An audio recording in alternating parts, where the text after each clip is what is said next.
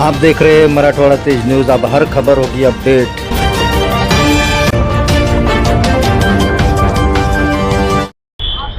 मैं हूं शेख मुहसिन और आप देख रहे हैं मराठवाड़ा तेज न्यूज़। भाजपा मध्यवर्ती कार्यालय के ऊपर आज कुछ नाराज कार्यकर्ताओं ने हंगामा किया टिकट को लेकर। हालांकि इसमें बताया जा रहा है महिला की तरफ से कि जिन महिलाओं को टिकट देना चाहिए था उनके साथ में नाइंसाफ़ी हुई है।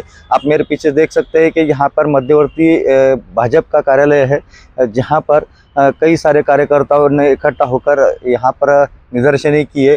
काफ़ी आक्रोश जता रहे थे कि हमें टिकट क्यों नहीं दिया गया। इसको लेकर काफ़ी सारा हंगामा हुआ। लेकिन यहाँ पर जैसे ही अतुल सावे साहब की गाड़ी यहाँ पर आई तो अतुल सावे साहब की गाड़ी का घेराव करते हुए लोगों ने नारेबाजी कर आक्रोश जताते हुए ये कहा कि हमारे साथ नाइंसाफ़ी हुई है और हमें इंसाफ मिलना चाहिए। इसको लेकर अतुल सावे की गाड़ी को घेराव किया गया, नारेबाजी की गई। आगे की इसी तरह की अपडेट देखते रहिए मेरे साथ। मैं हूं शेख मुहसिन और आप देख रहे हैं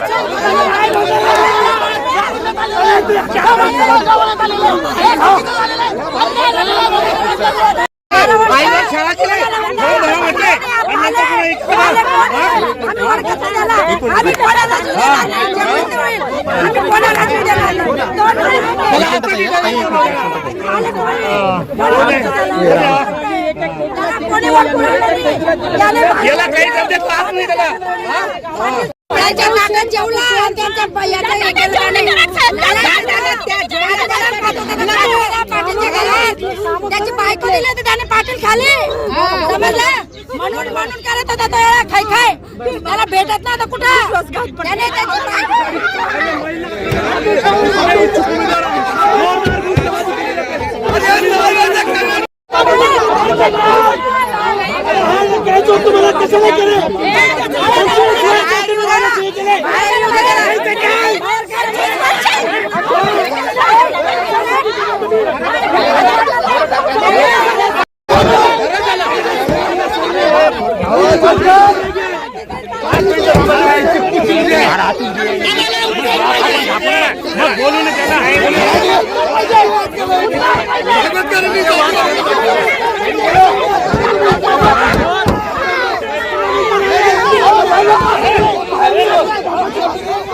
तिकीट अवघ्या 1 ते 1.5 दिवसामध्ये माझं तिकीट कापलं गेलं।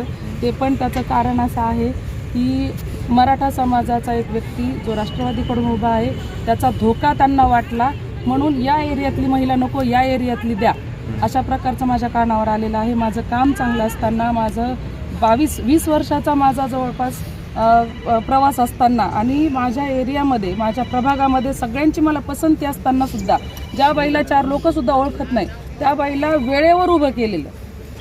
आजही मला कॉल येतात लोकांचे की ताई आम्ही तुमच्यासोबत आहे। तुम्ही कुठून इच्छुक होता? मी प्रभाग क्रमांक 22 मधून आरती गुटलकर इच्छुक होते आणि मला यांनी जाणून बुजून जाणीवपूर्वक डावललेलं आहे। मी फोन केल्यानंतरही मला व्यवस्थित उत्तरं दिले गेली नाही।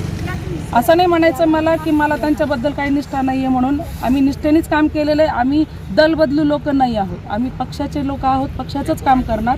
पण याचा अर्थ असा नाही की पक्षाने वारंवार आमच्यावर अन्याय करावा, कारण 20 वर्षापासून नेहमी आम्हाला प्रत्येक गोष्टीला यांच्यासोबत भांडावंच लागतं। प्रत्येक वेळी महिलांनीच का भांडायचं? 50% आरक्षण दिलं ना तुम्ही, कोणासाठी दिलं तुम्ही 50% आरक्षण? हां, महिलांसाठी दिलं होतं ना। मग महिला पदाधिकारी होत्या का कोणाच्या बायका, मैत्रिणी, आई, बहीण, वहिनी यांच्यासाठी होतं? मग असं सांगायचं ना आम्हाला।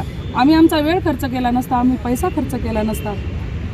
हां, आम्हाला लेकरं आहेत, आमचा संसार आहे, आमची नवरा आहे, आमची फॅमिली आहे। आम्ही सगळी फॅमिली म्हणजे आमच्या घरावर तुळशीपत्र ठेवलं आणि यांच्या मागे फिरलो, यांचा प्रचार केला। आज मला सांगा, ज्या ज्या महिलांनी प्रचार केलेला आहे, ज्या ज्या महिलांनी पक्षासाठी प्रचार केलेला आहे, त्या महिलांना आज तुम्ही घरात बसवलं आणि त्याच्यावर आयती पोळी भाजून घेऊ लागले।